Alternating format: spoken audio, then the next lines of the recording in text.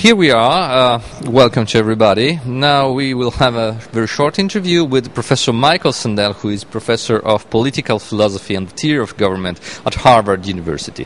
The topic today is eugenics and human enhancement, and we are talking about the ethical arguments which can be brought about this topic. Professor Sandel is famous for having elaborated a refined version of a position which is based on the notion of a common good. And sometimes this position has been labeled as communitarianism, but the idea is rather that in this perspective, the relationship of justice with the idea of common good is an intrinsic relationship, and that there is something which is important in the practice of living together. So I will put some questions to Professor Sandel. The first question is this. Your position about these issues is carefully argued in your book, The Case Against Perfection. And a central role in your argument is assigned to the idea of life as a gift which exceeds our productive abilities. Reflecting upon this offers an argument for a more prudent and humble attitude concerning the possibility of improving human nature. Now, my question is, how much is this a different position from the traditional position based on the sanctity of life principle? Right. I should say first, the book we're now talking about is about bioethics, against perfection, and it's an argument against the use of genetic engineering for the sake of non-medical enhancement, making children taller or stronger or smarter, as if that, which is not yet possible, or choosing the sex of our children for non-medical reasons. And I'm a critic of that, not because I think it's wrong ever to intervene in nature, because I'm very much in favor of biomedical technologies which do intervene in nature for the sake of health, for the sake of curing disease or preventing disease.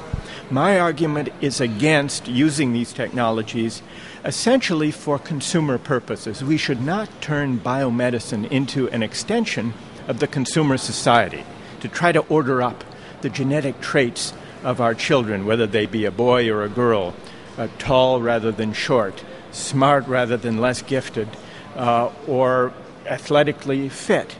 These, I think, are purely non-medical preferential choices that risk turning children into commodities rather than affirming the unconditional love of parents for children.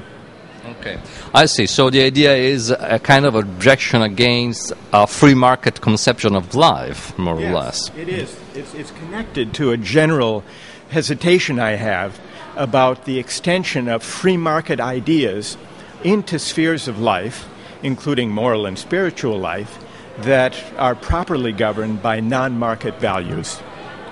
Okay, so could you expand this a little bit? What is your general objection to the liberal perspective, especially concerning the idea that, well, if we guarantee that there is no discrimination, that we have fair institutions, there should be nothing wrong in improving human life? What is your general objection to this? Well, I worry about the attitudes, the dispositions, the qualities of character that are encouraged and promoted if we become a society where parenting means designing the genetic characteristics of children. My worry is that it will corrupt the social practice of parenting, which is properly informed and traditionally informed by norms of acceptance, which involves a certain humility, a willing to accept the unpredictable in one's child, rather than to turn children into really consumer objects and an extension of the consumer society. I see. Now, let me turn to an even more general issue. You recently published a book which is called Justice. It has been translated into Italian by Feltrinelli with the title Giustizia, where you present the different theories of justice, and you also develop a perspective which is based on the idea of the common good. Well, a part of the argument is the relationship between justice, a fair society, and the religious traditions. The liberal tradition usually actually takes a stance of neutrality concerning religious traditions. In your perspective, which is more Aristotelian, which is based on the idea of common good and the idea of telos of different practices, how can we give the appropriate weight to religious traditions without the risk of conflict between traditions? Right. Well, you've put it well. I am arguing against liberal theories of justice and of rights that think it's possible to detach questions of justice and rights from considerations of the common good. I want to reconnect the reasoning we engage in the public sphere about justice and rights. I want to reconnect that kind of reasoning with questions of the common good and questions about the purpose or the telos of social institutions. Now, to bring in questions, moral questions or considerations of the good does mean that sometimes religiously informed conceptions of the good will play a part in public discourse about justice. Some liberal theorists fear this conclusion.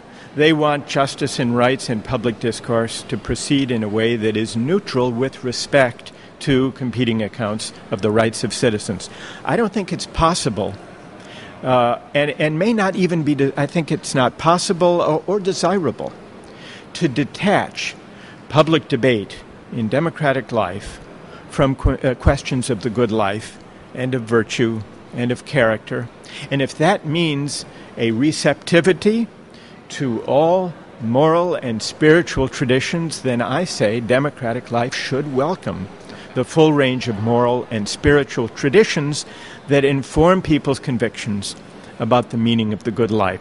I don't think that we will agree on either scenario. I don't think that the liberal conception of neutrality produces agreement, nor do I suggest that morally engaging competing conceptions of the good will bring agreement. But democratic life is not mainly for the sake of agreement. It's learning how to disagree and to reason together respectfully, listening to one another, engaging with moral convictions of citizens we may disagree with. That way of arguing by engaging rather than avoiding the moral arguments lying behind the policies that all of us argue for, I think leads to a richer, better form of democratic life. So thank you very much, Professor Sandel. It was a very good interview. And this was an interview with Professor Michael Sandel about genetics and ethics. And this is on Moralia on the web. This is our third interview. And I hope that we will have new interviews in the future. So come back to us in the future. Bye-bye.